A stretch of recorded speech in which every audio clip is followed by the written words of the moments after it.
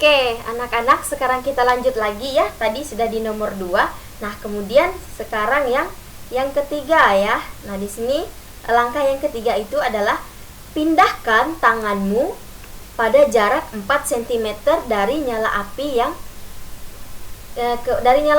Kemudian apa yang dirasakan anak-anak ya. Nah, di sini.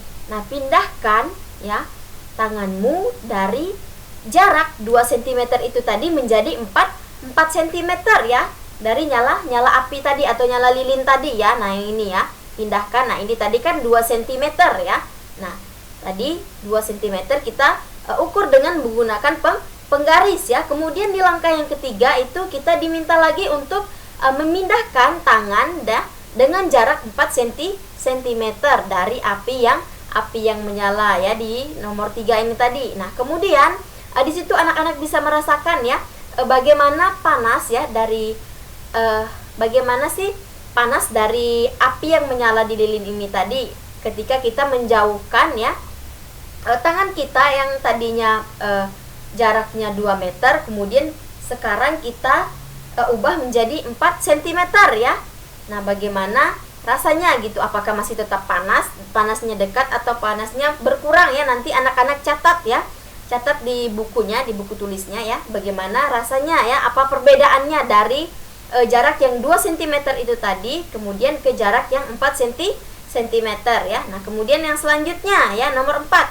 Nah, pindahkan tanganmu pada jarak 8 cm dari nyala api. Nah, tadi kita sudah mendekatkan atau memindahkan tangan kita dari jarak 2 meter ke 4 meter. Nah, sekarang langkah yang keempat kita diminta lagi untuk menjauhkan ya atau memindahkan tangan kita tadi dengan jarak 8 cm dari nyala api lilin itu tadi ya. Sekarang anak-anak coba di rumah ya, pelan-pelan pindahkan tangan anak-anak pada jarak 8 cm. Kemudian anak-anak ukur dengan penggaris itu tadi ya, apakah sudah mencapai jarak 8 cm ya. Jika sudah, nanti anak-anak rasakan ya, tulis apa yang anak-anak rasakan ya dari jarak tadi yang 2 cm, kemudian berpindah lagi menjadi 4 cm, kemudian yang selanjutnya berpindah menjadi 8 cm ya. Nanti anak-anak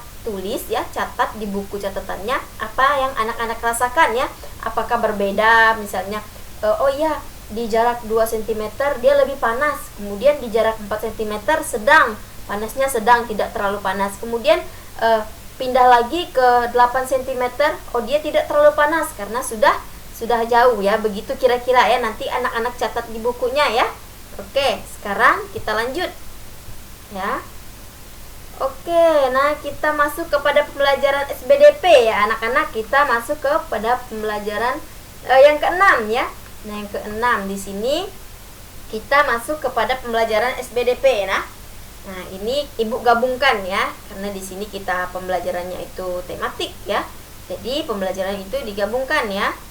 Ada IPA, IPS, kemudian ada SBDP. Nah, di sini Ibu sudah siapkan. Nah, coba anak-anak perhatikan, di sini ada gambar ya. Gambar beberapa orang yang sedang menari ya. Ini disebut dengan tari pendet ya. Nah, tari pendet ini berasal dari Bali ya. Nanti anak-anak di rumah bisa mempraktekkan ya. Nah, nanti Ibu di slide yang setelah ini Ibu sudah menyiapkan contoh ya bagaimana tarian ini dilakukan ya. Nah, Ibu di sini menampilkan gambar dulu ya. Nah, kira-kira seperti ini gambarnya ya.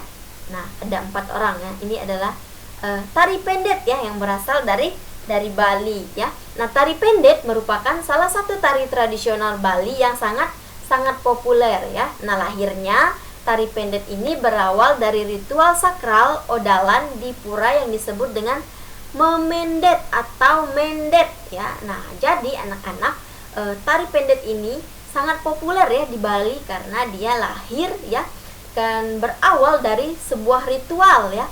Ritual sakral yang biasa dilakukan oleh masyarakat Bali ya di odalan ya di pura. Kemudian ritual ini disebut dengan memendet atau mendet ya. Nah, mendet dimulai setelah pendeta Hindu mengumandangkan mantra dan setelah pementasan ya. Nah, pementasan topeng Sidakarya ya. Nah, tari memendet ini tadi dia dimulai setelah pendeta Hindu tadi dia mengumandangkan mantra, kemudian setelah pementasan itu berakhir ya, pementasan topeng Sidakarya, maka tari pendet ini tadi akan ditampilkan. Nah, tari ini dipentaskan secara berpasangan atau secara massal ya. Maksudnya itu secara massal, secara ramai-ramai ya anak-anak. Nah, dengan membawa perlengkapan yang berupa bokor, sesajen dan bunga ya. Nah, tari pendet menceritakan tentang dewi-dewi kayangan yang turun ke bumi ya. Nah, biasanya tari pendet ini dibawakan secara berkelompok atau berpasangan ya oleh remaja putri ya.